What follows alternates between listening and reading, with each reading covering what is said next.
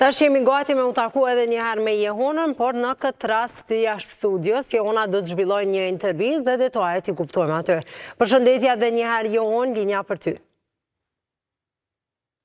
Përshëndetje Agnesa për ju dhe gjithë shikuesit e Koha Vizionit, pra do të flasim tani pak edhe për dhunën e për shkolla, pra dje që tashmë dhuna si ajo fizike po ashtu edhe të themi ngacmimet ndaj nxënësve janë do të thotë janë rritur shumë sipas edhe raporteve policore. E për të folur për këtë dukuri se si po ndodh pra dhe kush është fajtor, të tani pran kam edhe njohësin e çështjeve të arsimit të Rinor Qohaja. Faleminderit shumë që pranuat të jeni me ne. Mirë se erdhët. Atëra po na tregoni sa I përket pra dhunës fizike dhe po ashtu asaj pra ngacmimeve që po bën mes nxënësve, cili është ndoshta shkaktari kryesor ose pse po ndodh kjo?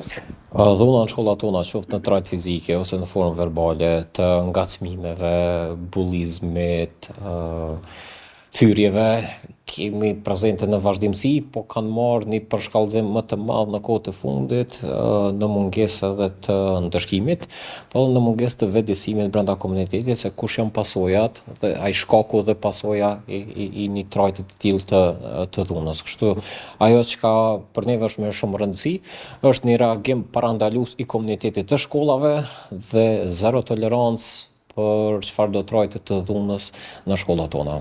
Shpesh herë kemi pa pra që ngritet diskutimi se janë më shumë prindërit apo institucionet pra vetë drejtorit apo dhe mësuesit se janë shkaktarët apo fajtorët kryesor. Pse është bërë kjo problematike themi sidomos ditëve të sotme? Tash dhuna është kthyer në problem në rritje edhe për shkak edhe të qasjes së pakufizuar të fëmijëve në përmbajtje digjitale, pra komunikimi I tyre dhe ngacmimet kibernetike me një moment të kthehen në problem edhe në shkollë. Andaj dhe për te kësaj, andaj ajo çka është e rëndësishme është një komunikim shumë I hapur mes prindve dhe shkollës. Pra, shfaqja e dhunës tek të rinjt nuk është problem I njanshëm, nuk është problem vetëm I prindve ose vetëm I shkollës.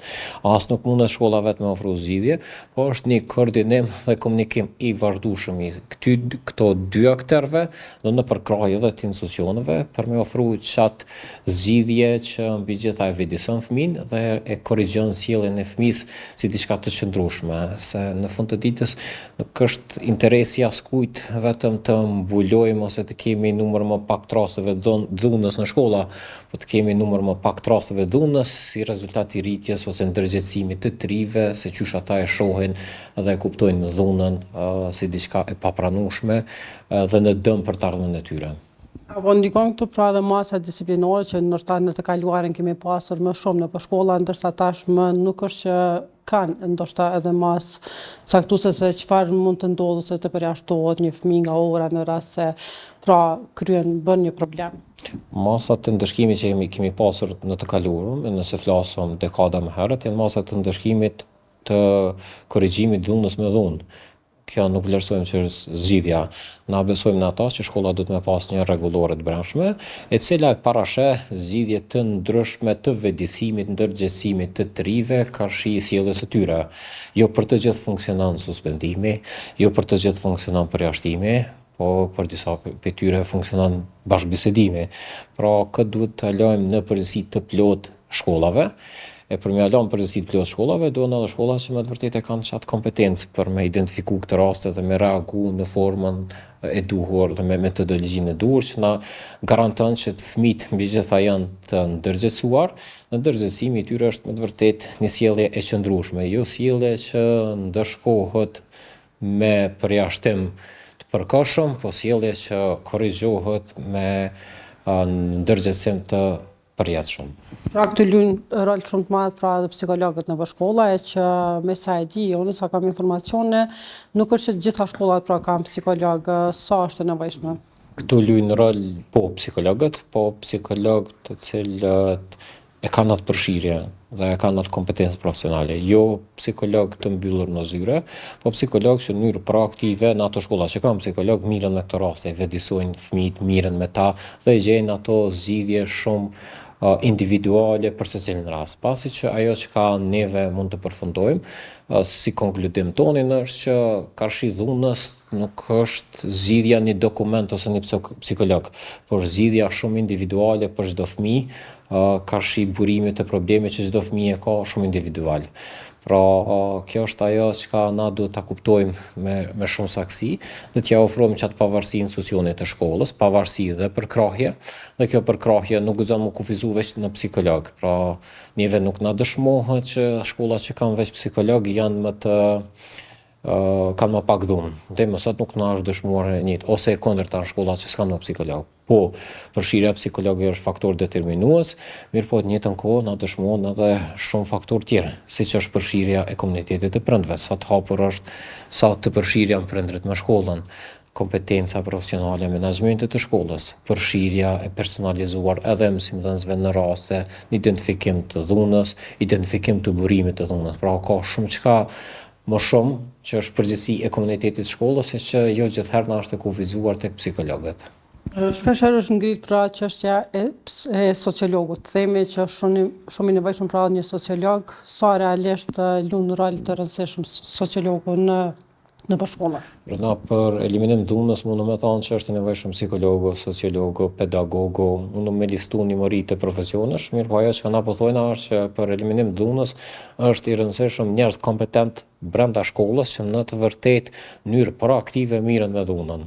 Pra nuk e kufizojmë zgjidhjen e këtij problemit me pozita specifike, se ajo që ka neve na dëshmuar ka shumë shkolla që e ka një koordinator cilësisë atje, që është super kompetent, është super i përgatitur dhe i përfshirë në probleme, që në tërësi e ka reduktu problematikën e dhunës. Pra, në fatkeqësitë tonë, zgjidhja na lidhet me individin në shkollë, jo me pozita. Pra, e kjo nuk është në rregull, nuk është zgjidhja e qëndrueshme që ato shkolla që janë në fat të mirë të një drejtori shkollës vullnetshëm, të një koordinatori cilësisë vullnetshëm ose të një psikologu vullnetshëm të kenë raste më të reduktura të dhunës. Po kjo duhet të jetë standard për të gjitha shkollat pa përjashtim. Sa i përket pra vetë shkollave, ndoshta keni informacione apo keni bën ndonjë ulëmtim se cilat nga shkollat e Prishtinës apo të vendit, cili qytet ka më shumë pra problematik sa i përket këtij lloji pra që vetë po flasim. Padyshim, varësisht edhe nga niveli i shkollave, edhe prevalenca e dhunës është më e rritur. Bën fjala shkollat mesme të larta e kanë një prevalencë shumë të rritur të dhunës, sikurse shkollat në zona urbane me densitet më të lartë, për shkak edhe të numrit më të madh të nxënësve, probabiliteti më i lartë për ngacmime, edhe është prevalenca më e lartë e shfaqjes së dhunës. Mirpo ajo për te aty në statistikave që i ka në dispozicion drejtoritë komunale ose mundën me pas institucionet e sigurisë, të njëjtat në asnjë moment nuk vlerësojnë që janë reprezentative në mas të duhur të asaj se kush është prezenca e dhunës në shkolla. Pasi që ajo që kanë dëshmohet është që jo të gjitha rastet e dhunës raportohen në institucionin arsimor, jo të gjitha rastet e dhunës identifikohen, kështu që në gjykimin ton kjo problematika e dhunës në çfarë do trajte shumë e përshkallëzuar se sa çfarë do statistike që mund të na prezantu dikush. Jo përmendet pra teknologjinë apo përdorimin e telefonëve, është në disa shkollave se kanë të themi ashtu në hyrje të shkollës pra t'i lënë nxënësit telefonin të mos i përdorin, po sa është efektive kjo se sa po mund t'ja dalin vetë shkollat.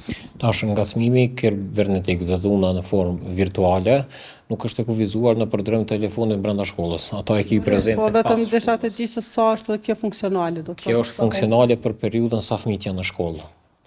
Pra e kufizon çastin e fëmijëve, i bën ata të përqendruar në çat interaksionin social mes vete dhe në mësimdhënie.